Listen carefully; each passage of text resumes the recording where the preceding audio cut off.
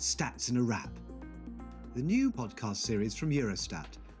No, jak ja inflację widzę w swoim normalnym życiu jest po prostu, jak idę na zakupy. Schimba, dar văd oameni în jurul meu care schimbă. I think it is likely that oil and gas will increase. Cred că e o chestiune globală până la un anumit nivel, dar Pienso que solo que ser efectivos. Welcome to another episode of Stats in a Wrap, the podcast series from Eurostat, the statistical office of the European Union. With this podcast series, we want to immerse ourselves in the world of statistical data by wrapping them into small packages, intriguing stories, and fascinating conversations about the everyday and not so everyday that we experience in our lives. No topic is too obscure or too obvious because we, the data scientists at the frontiers of knowledge, know that the numbers never lie. And they nearly always have something new to say. We hope to bring you interesting, delicious bites, served piping hot from our wrap stall. I'm Jonathan Elliott, your host for this episode, and today we're going to be talking about the prices of things and what happens when they just won't stop going up. Inflation is in the news a lot these days. For a while, it was a monster that every economist and finance minister believed could be tamed before it became a runaway problem or hyperinflation. That can be incredibly destructive, and the cure can sometimes be as bad as the disease itself. Europe is not facing hyperinflation yet, but along with much of the rest of the world, it is in the grip of inflation fever, and that is affecting everyone. So, what's going on? Prices are numbers, and they're everywhere. From supermarkets to petrol stations, online and offline, we've got more price data than we've ever had before. So if we can crunch those numbers, maybe we can find out what's going on with the EU's inflation problem and what might be done about it. We need data detectives, we need number crunchers, we need Eurostat to bring you inflation's stats in a wrap. And I have a couple of people here with me today who are excellently placed to figure out the figures. Paul Cunnane from Eurostat. Hello. And Professor Ludwig von Auer from the University of Trier. Hello. Hello, gentlemen. Thank you very much for joining Stats in a Wrap today. You're going to help us understand inflation and why it's rising in Europe. But first of all, let's just work out what it is that we're talking about here. What is inflation? I especially experience it when I go grocery shopping. It's just crazy how the sum when you pay your grocery shopping changes. And of course, with the fuel prices, every time I go, and I have a car, so I have to fuel it up. And the prices are just insane. Let me just throw that at you, Ludwig. For the person in the street, how do you define inflation? When you have inflation in an economy, then the value of your money that you hold in cash or in a bank account decreases. And we don't like that, of course. So, in other words, we have to spend more money to buy the same products than previously. Or even simpler, inflation means that our cost of living increases. So that's simple enough. It's a bit scary, but if your wages are rising and you're keeping up with inflation, then why should we be worried? Why is it actually a bad thing? Well, as long as your wages keep up with inflation, your living standard is fine, at least if you live only on wages. But if wages increase less than inflation, then you can buy from your wages fewer apples, bananas, and whatever you like to buy. So we have to worry about an inflation that is now almost 8%. I remember growing up in the 70s at a period of heavy inflation and low growth, and it was awful. 3-day week, candles, power cuts, lots of strikes, and I think for everybody who isn't used to inflation, it'll be tough. 8% doesn't sound a lot, but of course it is a very high number compared to historically what Europe and the world has experienced. There was a time when anything going above 1% was regarded as worrying. So 8% is quite a lot. But historically, of course, there have been some extraordinary phases. Paul, we were discussing a little bit about hyperinflation when it just gets completely crazy. There are some extraordinary historical examples, aren't there? Particularly in Germany in the 1920s. Can you tell us about that? Well, in the 20s in Germany, there was inflation of hundreds of thousands % per day almost. It was disappearing under your hands. So that is indeed certainly not a situation we're in today.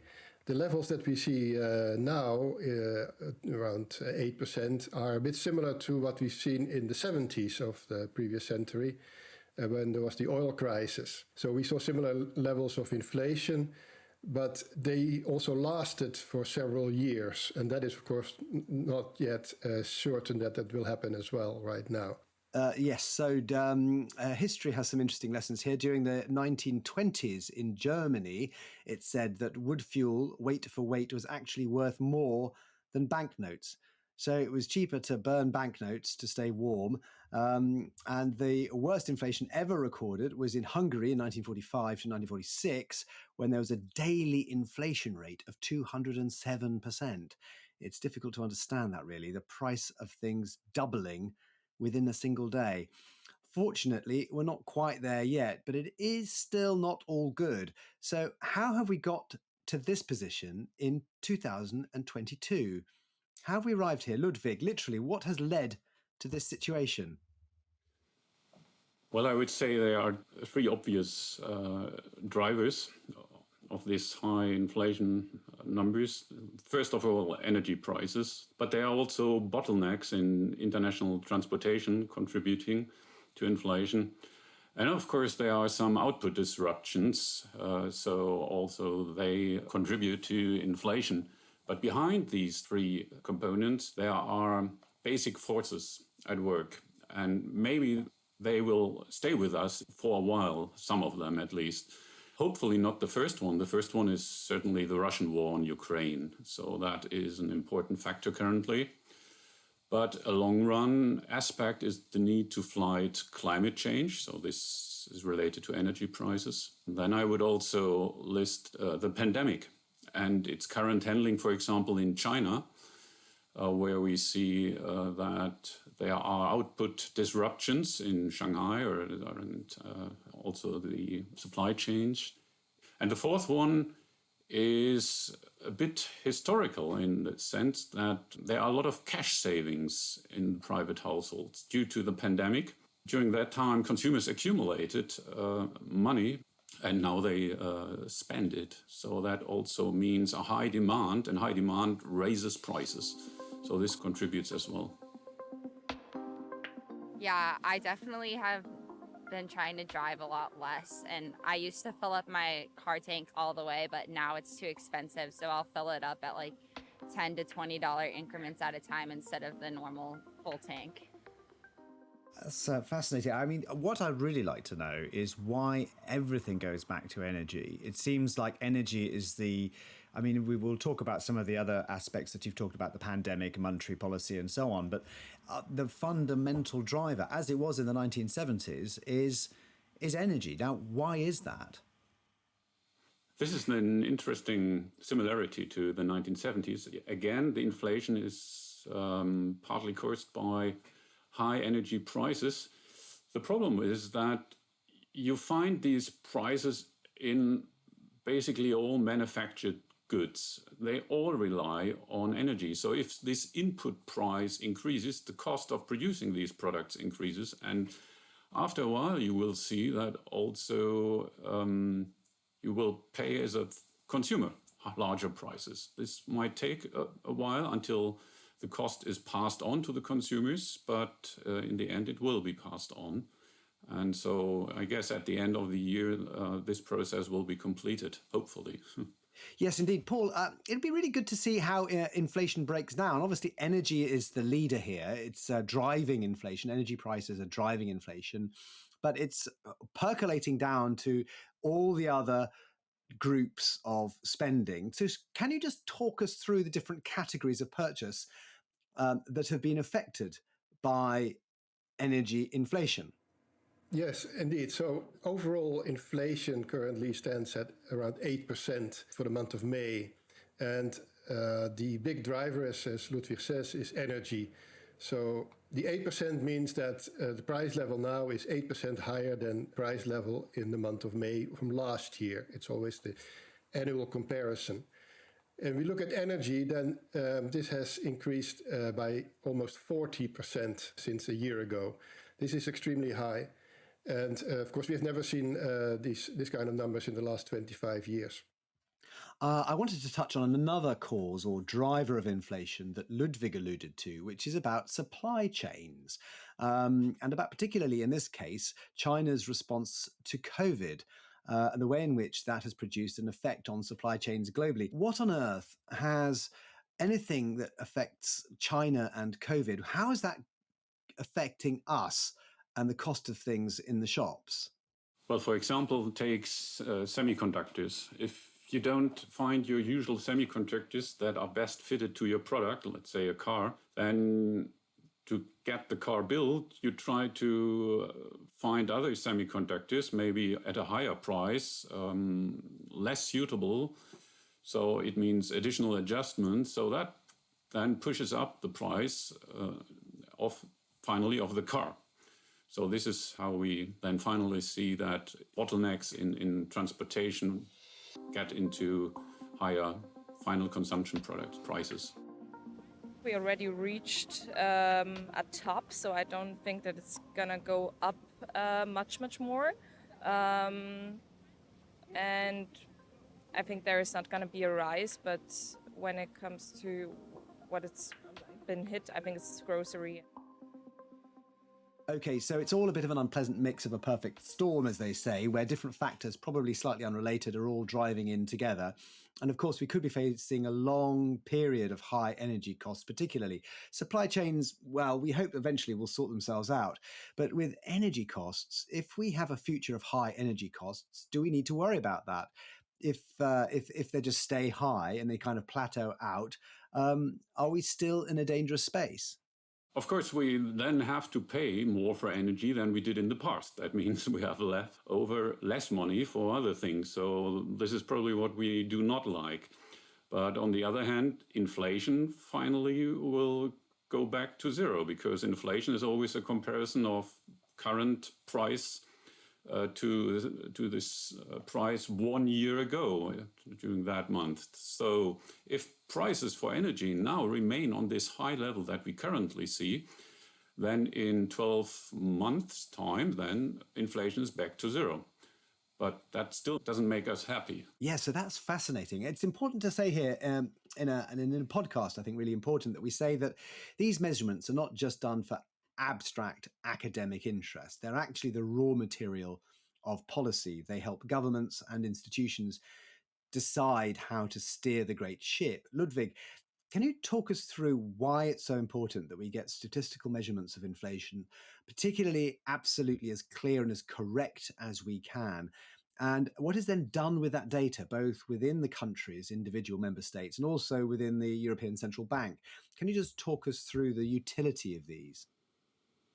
At the specific countries, there they compute the consumer price index. That's the official measure of inflation within a country. And you said that's the reference then for wage bargaining, for social security benefits, also for indexing rents, for example, or for other types of contracts. So for those contracts, it's nice if you know over time that what is changing the cost of living. So you can arrange in a contract to compensate for that. And that's useful for both sides. Okay, let's just talk about the measurement of these numbers. We are talking about prices and how we measure the rise in prices, and across 27 different countries. That's quite an undertaking, not carried out by Eurostat, of course. They are collating the data and they need to make sure that the data is comparable. And this is a fascinating job. Paul, just talk us a bit about how you harvest these incredible variety of prices in 27 different countries. What do they all do and how do they go about it? How do you collect prices? Basically, the approach for inflation measurement is each country, each statistical office in Europe or around the world, in fact, decides every year on a basket of goods and services that they're going to follow. Goods and services that are commonly purchased by households. And they follow from that basket of goods and services the prices every month. That means they send out people to shops, service providers around the country, to observe what is happening to the prices in each of the countries, in each of these shops. And they bring that home or they send it to the statistical offices, which uses this data to follow and to measure this inflation.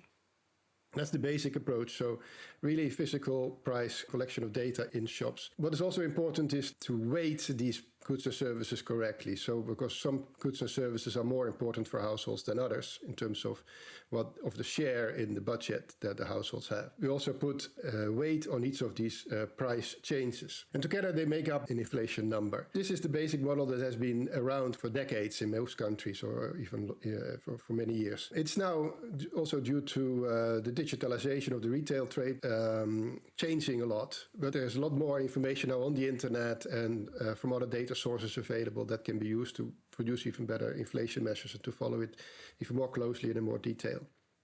There's another interesting problem, of course, for inflation measurement, and that's the seasonality of it. Paul, can you explain why you have to do it annually at a particular time of year? Why that specific time of year? What's the reason for that? The prices are collected and measured continuously. But if we look at the prices from one month to another month, then you have to take into account that the prices behave in different ways across the seasons for different products. So this is why our numbers are typically published as the change compared to the same period in the last year. So to have a measure that is not affected by these typical seasonal patterns. Okay, I understand that. I mean, there are problems with doing measurements across periods like that because, of course, the products change and you have to compare like with like. The difficulty of a car on one year, the next year it could be the same car, but it has a whole number of new features. And are we looking at the same car? This is a sort of a bit of a problem, isn't it? The problem is well known in the national statistical offices, and they try to adjust their measure of price increase. So if a product has increased in price by 10%, but its quality went up by 10% also, then in the end you would say stable price. Now the difficulty is to evaluate the quality change in monetary terms, and there are quite a few sophisticated methods that you cannot use for all products because it's too much work, but for some very important products, like cars, for example, you would use them. You hear there's a shortage of corn flour or sunflower oil. Your immediate reaction is to go to the supermarket and buy 3 bottles when you only need 1. We're trying not to do anything differently, and I think if everyone carries on as normal, then I think you just trust the supply chains will be able to cope with that. Eurostat's job, of course, is to collect data from all the member states, and then it has to make sure that that data is really going to work. And each set of data from each country has to be genuinely useful. And that means you have to find out how that data was collated so that you can have a kind of evenness or a harmonization. This is called harmonization between all the different data sets. So it's an enormous challenge. Paul, can you talk us through what you've got now? You've got 27 member states, obviously, but there are 19 members of the Eurozone. Just talk us through the challenge. So indeed, this is one of our key challenges and our key mandate as well, to ensure harmonized comparable data across the European countries. We have different ways of doing so. Effectively, so all the countries are sending us the data that they have, or the indexes that they have calculated. And they tell us also how they have calculated these indexes, these inflation measures. So we have all the data and the metadata, as we call it, to understand the inflation measures. What we do is to analyze that and to come up with further measures to make this further comparables. The big measure we take is legal acts. So we actually define by legislation how countries should calculate certain statistics including the inflation, and what it should cover, what it should not cover, and what are the minimum standards for the quality of these indicators. And we build on that with manuals, guidelines. We have intensive contact with all the member states about how these statistics are being produced and to ensure that we move continuously in the further direction of further comparability and higher quality. That includes also these areas where we're now working hard on, where new data sources are being used, digital data sources are being used, which is also a key challenge to ensure comparability across countries. I would say inflation at this point is a global thing, but there are definitely a few regions that are affected more than others. I think Europe, especially with the gas prices, is a region that is really affected, and maybe also North America. But yeah, I can't speak that well on other regions because honestly, I don't really know and haven't read that much about other places. Yeah, so there's something unique about energy price hikes at the moment. As we've discussed, they're a critically important part of inflation, the driver of inflation. But they're dramatically different across the European Union at the moment. The nearer you are to Russia, the more likely you are to feel energy inflation and its impacts. So how is Eurostat able to measure those and then harmonise them? I mean, I think I got this right. Energy prices are fluctuating very widely across the different countries. Yeah, so there are huge differences across Europe in terms of inflation measures for different reasons. So we see indeed higher rates currently in Eastern European countries than in Western European countries on the whole.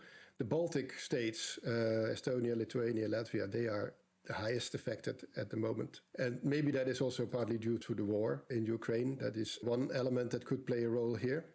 There are also other elements that play a role. So if we look at comparison across countries, even between Germany and France, for example, has already included measures to compensate households for the increased energy prices earlier this year. Germany is only starting with that now. So we see probably soon that inflation in Germany will be lowered because of the big measures taken by the German government recently. Whereas in France it is already quite a bit lower. Another factor is that the French use a lot of nuclear energy, so their energy prices are not as much affected by the gas and oil price increases. I don't think that an ordinary person can change the current situation a lot, but I definitely think that it's important that we make our voices heard, that we don't agree with the situation, and that we definitely need some solutions. And yeah, I think it's important to let our politicians know that. I'd say as someone who grew up in an era both of high inflation in the 1970s and then also an era of incredibly low inflation and low interest rates, there was always this belief that you could control inflation by raising interest rates. And so the question remains that why is it that our central banks, both nationally and the European Central Bank, why aren't they just putting up interest rates to deal with the problem? And in fact, why didn't they do it a long time ago? What stopped them from trying to act the way that they're supposed to in the classical response to high inflation? And it's just put up the interest rates.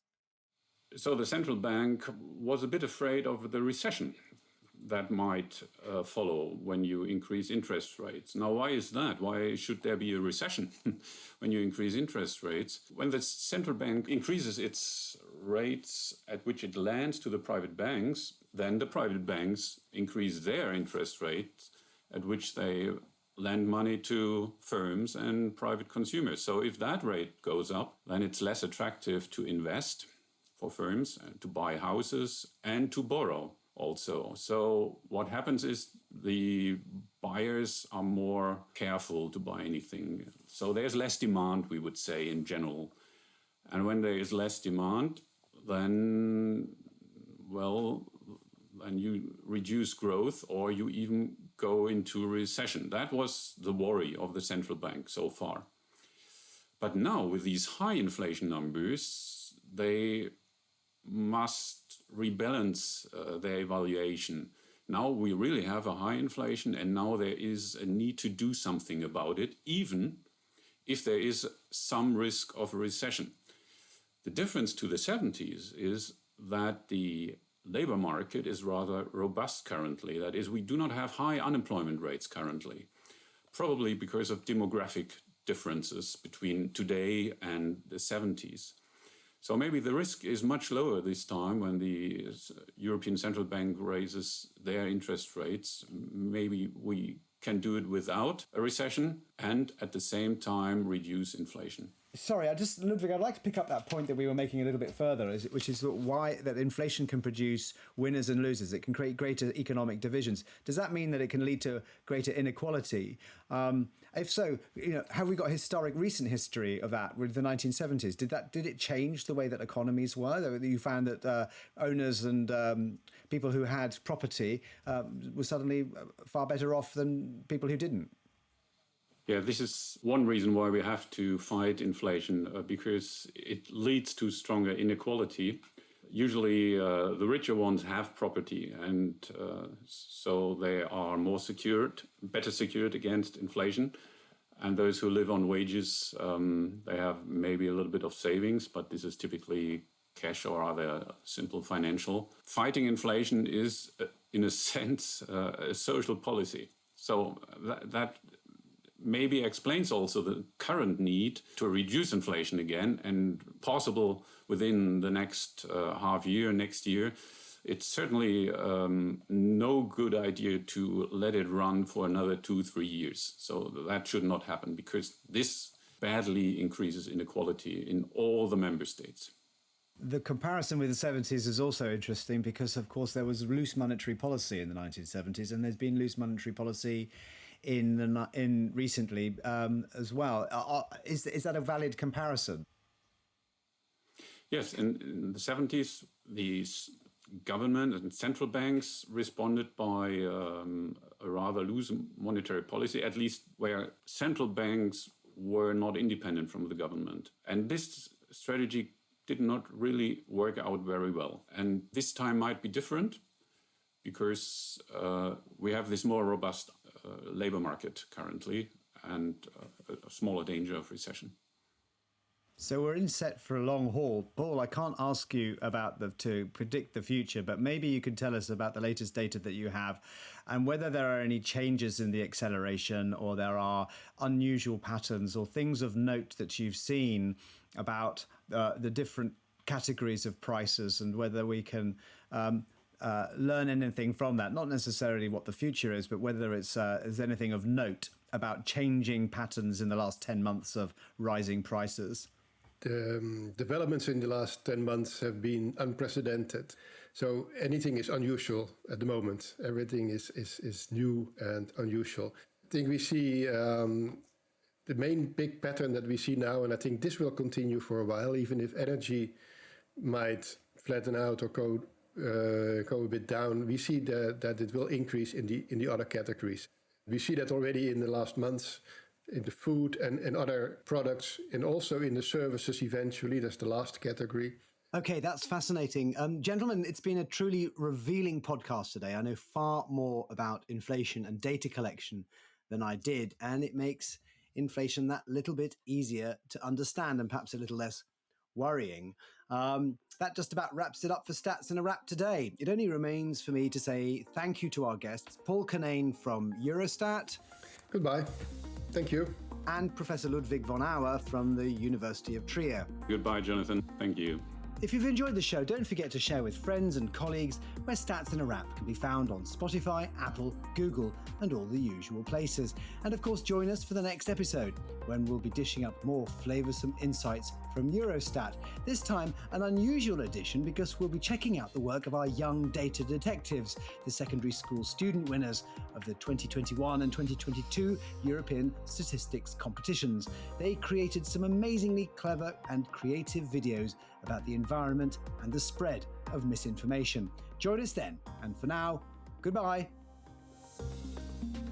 Stats in a Wrap.